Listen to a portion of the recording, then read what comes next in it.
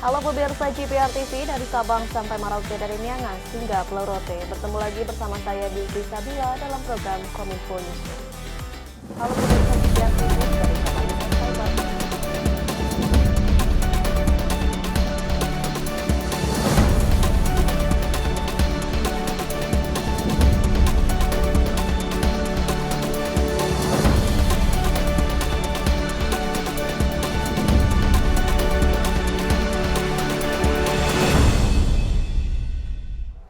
Inilah Kominfo Newsroom selengkapnya. Pemirsa, Komisi 1 DPR Republik Indonesia adakan kunjungan kerja spesifik berupa evaluasi distribusi set-top box yang berlangsung di Provinsi Banten. Dalam evaluasi tersebut, Komisi 1 menyoroti lambatnya distribusi set-top box di masyarakat dan laporan adanya sejumlah daerah di Jabodetabek yang belum migrasi ke TV digital. Menanggapi hal tersebut, pemerintah melalui Kemenkominfo memastikan migrasi TV digital di wilayah Banten terlaksana.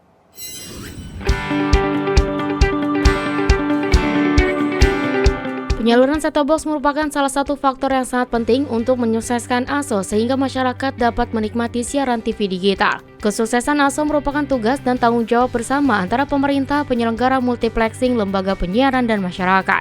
Dirjen IKP Kominfo Republik Indonesia Usman Kansong menyebutkan bahwa untuk menyukseskan ASO dalam hal pendistribusian STB, Kementerian Kominfo terus melakukan pendekatan dengan berbagai pihak, baik itu terhadap LPS untuk dapat segera membagikan STB kepada masyarakat yang membutuhkan.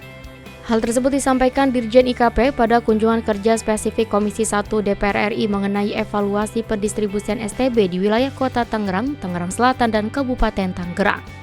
Usman Kansong juga menyebutkan bahwa pencapaian distribusi bantuan STB secara nasional sampai saat ini sebanyak 1,3 juta STB. Jumlah tersebut sekitar 24,5% dari total komitmen LPS, penyelenggara multiplexing, dan bantuan Kemenkominfo sebanyak 5,5 juta STB. Kami coba lakukan pendekatan ke masyarakat sekaligus juga kepada LPS supaya mereka cepat mendistribusikannya sehingga berikutnya akan lebih cepat ya. Mudah-mudahan Jabodetabek ini jadi semacam pemicu bagi LPS untuk segera mendistribusikan set-top box, karena dari 3 kriteria untuk dilakukan ASO, persoalan ketiga ini yang banyak mengganjal, yaitu distribusi set-top box yang belum besar lah di daerah-daerah lain. Dan kalau kita lihat ya perannya ada di LPS, karena Kominfo sudah 90% didistribusikannya. Bahkan di beberapa daerah yang kita lakukan ASO itu ada juga Kominfo yang nalangi dulu ya Pak. Istilahnya nalangi dulu. Itu mestinya set-top box dibagikan oleh LPS, tapi sudahlah biar di wilayah itu duluan, cepat, maka kita talangi. Menepi kabar yang beredar bahwa STB bantuan pemerintah dapat menimbulkan kebakaran rumah, Direktur Pengembangan Pita Lebar Kemkominfo Marvel Situmorang menyebutkan bahwa STB bantuan pemerintah sudah tersertifikasi dengan melalui serangkaian uji coba yang berarti aman digunakan dan tidak berbahaya. Ya, sudah pasti aman karena set-top box yang bantuan pemerintah adalah set-top box yang telah memiliki sertifikat. Nah, oleh karena itu pada kesempatan ini juga kita menghimbau kepada masyarakat jangan melihat harga murahnya, tapi pentingkan kualitas sehingga belilah set-top box yang telah bersertifikat yang sudah melalui tahapan pengujian di laboratorium. Wakil Ketua Bidang Regulasi Pemerintah Asosiasi Gabungan Pengusaha Elektronik Yugianto juga menekankan agar masyarakat lebih cerdas dalam membeli STB dengan lebih mengedepankan kualitas dan sudah bersertifikasi Kominfo. Lebih lanjut, Yugianto menyampaikan bahwa dari pihak industri selalu mendukung Kominfo dengan memberikan barang dengan kualitas terbaik untuk masyarakat. Pelaporan baik ke media maupun ke kepolisian, jadi saya anggap ini bagian dari pergantian dari analog ke digital.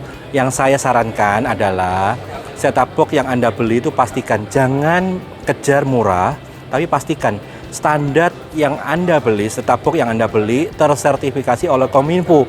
Anda bisa lihat di halaman Kominfo apakah merek ini sudah tersertifikasi. Kenapa? Karena sertifikasi itu akan memastikan bahwa produk yang Anda beli itu memiliki after sales yang baik.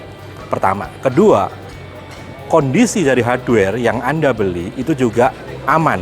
Karena kalau semua sudah tersertifikasi oleh Kominfo, itu ada namanya sertifikasi SNI yang memperhatikan sertifikasi dalam kelayakan sumber power, sumber catu daya, dan lain-lain. Menghindari kejadian-kejadian yang bisa membahayakan jiwa seperti itu. Tapi yang saya sarankan juga ke masyarakat, jika ada kejadian seperti ini, jangan ragu-ragu untuk lapor ke Kominfo, lapor ke kepolisian dengan detail yang jelas. Mereknya apa, kejadiannya bagaimana, agar dapat diinvestigasi dan dapat dirunut kejadiannya. Sehingga tidak menjadi bola liar yang kepastiannya juga belum bisa dipastikan seperti itu. Jadi kita dari industri selalu mendukung Kominfo untuk memberikan barang-barang dengan kualitas terbaik kepada masyarakat Indonesia dengan memenuhi berbagai macam sertifikasi yang ada, mulai dari TKDN, mulai dari SNI, hingga sertifikasi Kominfo, seperti itu. Pada kunjungan kerja spesifik Komisi 1 DPR RI tersebut berkomitmen akan meningkatkan sosialisasi, edukasi kepada masyarakat tentang ASO dengan melibatkan pemerintah daerah, lembaga penyiaran multiplexing serta berbagai pihak dengan lebih masif, inovatif, dan pesan yang mudah dipahami masyarakat.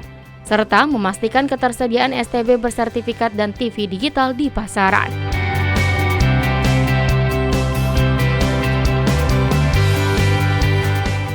Siaran TV analog di seluruh Indonesia telah di-stop sejak 2 November lalu. Staf khusus Menkominfo Rosarita Niken Widyastuti mengimbau masyarakat untuk segera membeli set-top box yang sudah tersertifikasi oleh Kominfo dan segera memasang set-top box supaya dapat beralih ke siaran TV digital.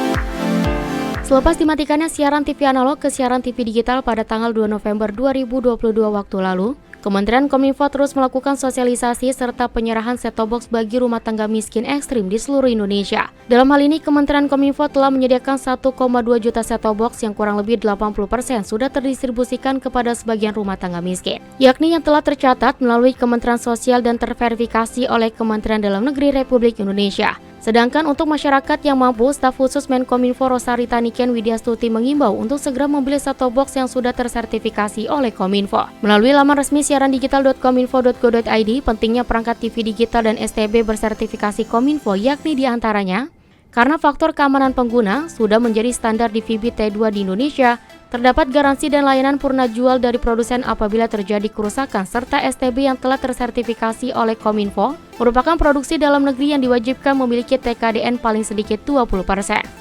Adapun lebih lanjut, staf sus Menkominfo juga menyatakan bahwa STB yang telah tersertifikasi memiliki barcode khusus dan setelahnya masyarakat diarahkan untuk memasukkan kode pos wilayah tempat tinggal masing-masing agar bisa menangkap sinyal TV digital di sekitarnya. Itu biasanya ada barcode-nya. Setelah dipasang, dari barcode itu akan muncul kayak formulir begitu yang harus kita isi. Jadi kode pos tempat kita tinggal itu di mana, ya tinggal diisi. Tapi kalau tidak tersertifikasi nggak ada isiannya, jadi nggak bisa dipasang. Kita beralih ke informasi lainnya, pemirsa. Presiden Joko Widodo kembali mengunjungi wilayah terdampak gempa bumi di Cianjur, Jawa Barat. Pada kesempatan tersebut, Presiden meninjau rekonstruksi di beberapa lokasi hingga memastikan bangunan rumah warga direlokasi segera dimulai.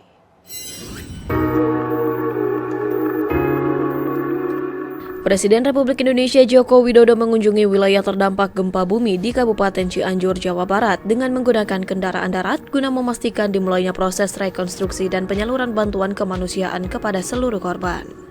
Berdasarkan keterangan Biro Pers Sekretariat Presiden, Presiden Jokowi diagendakan mengunjungi sejumlah lokasi, yakni posko penanganan bencana hingga beberapa titik terdampak gempa. Presiden juga meninjau lokasi pembangunan rumah khusus tahan gempa RISA atau rumah instan sederhana sehat bagi masyarakat terdampak bencana di Kabupaten Cianjur. Usai kunjungan, Presiden dijadwalkan kembali ke Istana Merdeka, Jakarta. Oleh sebab itu, pagi hari ini saya ke sini untuk memastikan bahwa pertama, yang relokasi hari ini dimulai pembangunannya. Hari ini relokasi dimulai pembangunannya. Kemudian yang kedua, nanti hari Kamis, ini baru persiapan, termasuk verifikasi, semuanya selesai. Nanti hari Kamis untuk bantuan, yang bukan relokasi, yang bantuan 50 juta, 25 juta, dan 10 juta juga akan diberikan. Hari Kamis dimulai diberikan. Sementara Kementerian PUPR sudah menyiapkan lahan untuk relokasi di dua tempat, yakni seluas 2,5 hektar di Cilaku dan seluas 30 hektar di Mande, Cianjur. Lahan relokasi di Cilaku saat ini sedang dikerjakan untuk sekitar 200 unit rumah instan sederhana sehat atau RISA dengan struktur tahan gempa. Untuk lahan yang berlokasi di Mande, Kementerian PUPR mulai melakukan pembukaan lahan untuk pembangunan sekitar 2.400 rumah.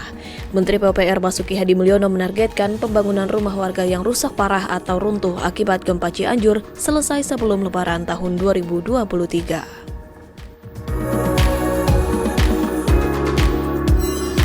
Presiden Joko Widodo menekankan bahwa Indonesia terus meningkatkan kesejahteraan dan aksesibilitas bagi para penyandang disabilitas. Presiden menilai pembangunan yang maju adalah yang melibatkan, mempertimbangkan dan juga memberi akses bagi seluruh rakyat tanpa terkecuali.